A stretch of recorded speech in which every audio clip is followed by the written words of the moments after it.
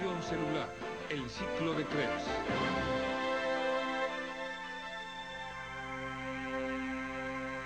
Hace cerca de 2.500 millones de años comenzó el proceso primitivo de la glucólisis.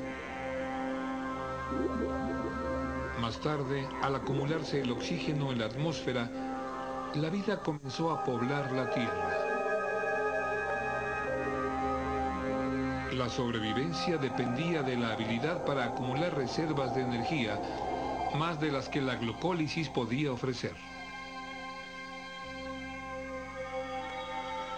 Al convertir una molécula de glucosa en piruvato, la glucólisis genera dos moléculas de ATP.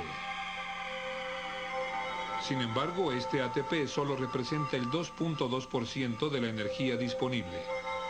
Otra parte se encuentra en el piruvato y en el NADH. El resto es calor.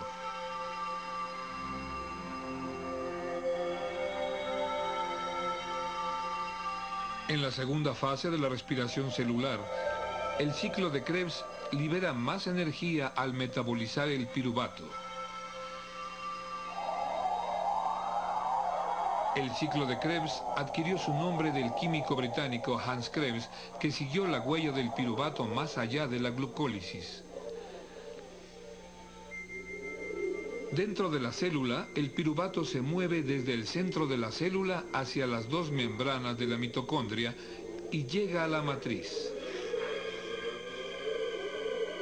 Aquí en la matriz tiene lugar el ciclo de Krebs. El piruvato es una molécula con 3 carbonos, pero el ciclo de Krebs utiliza una molécula de 2 carbonos como punto de partida. Por ello, un proceso intermedio, la descarboxilación oxidativa, es necesario para preparar al piruvato para el ciclo de Krebs. Cuando el piruvato se encuentra con la coenzima A, el complejo suelta 2 electrones, un átomo de hidrógeno y dióxido de carbono, para formar el aceptable acetilcoenzima A con 2 carbonos.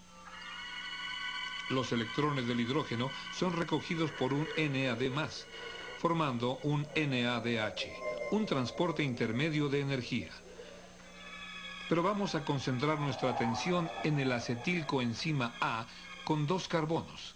Primero, vayamos a echar un simple vistazo al ciclo de Krebs.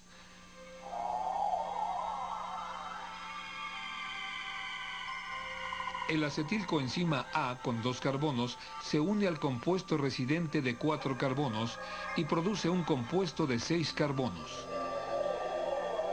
En las acciones sucesivas se sueltan 2 átomos de carbono, pero lo que nos interesa son los agentes de la liberación de energía ATP y los transportes intermedios.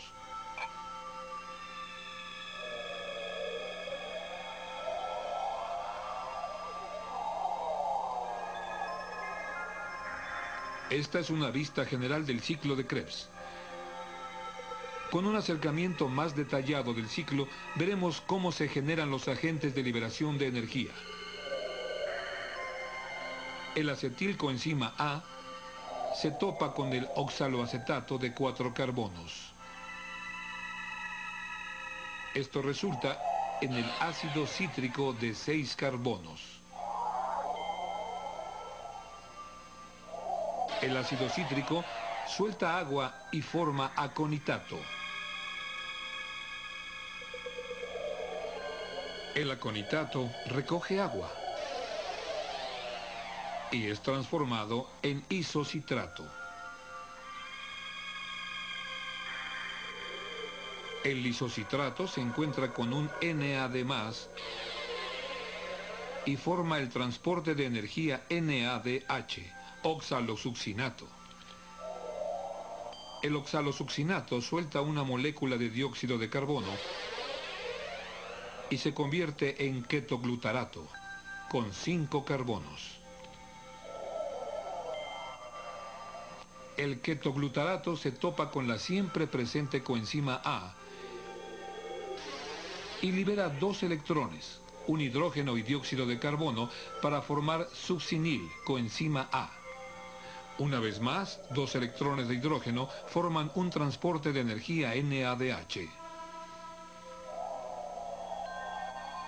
Sin hacer nada, el succinil coenzima A reacciona con el NDP y el fosfato, liberando coenzima A, ATP, y formando succinato.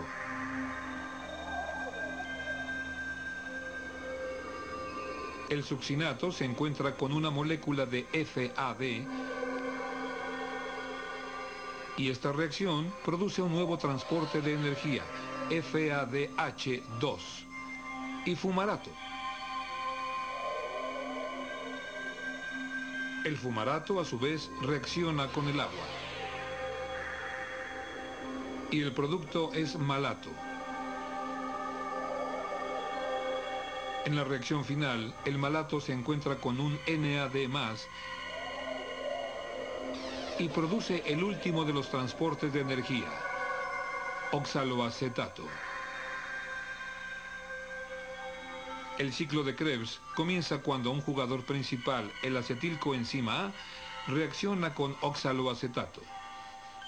Por medio de una serie de reacciones de 10 pasos, el oxaloacetato es transformado en diferentes reactantes. El ciclo regresa hasta el oxaloacetato. En una sola vuelta del ciclo, los transportes de energía han llevado 3 NADH, un ATP, un FADH2, así como dióxido de carbono que fue desechado. Los 2 átomos de carbono que entraron al ciclo fueron expulsados como dióxido de carbono.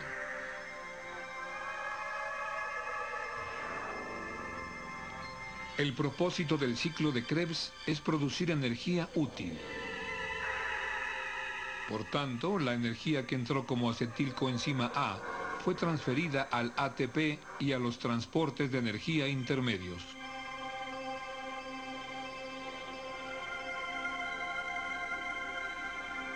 Tanto el NADH como el FADH2 transportan electrones energéticos que serán utilizados para almacenar energía en el ATP. Volvamos a la molécula original de glucosa y veamos en qué se ha convertido.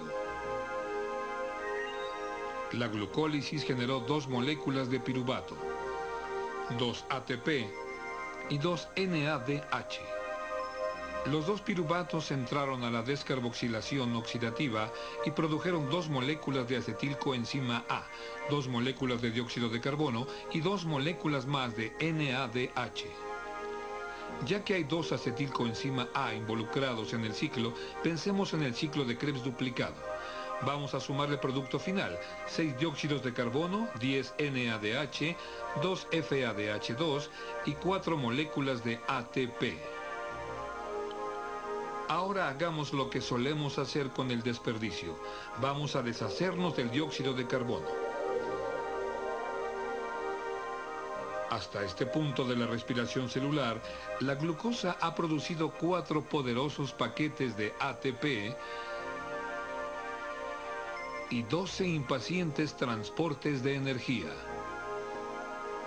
En nuestro siguiente programa veremos cómo estos transportes de energía intermedios liberan la carga de ATP.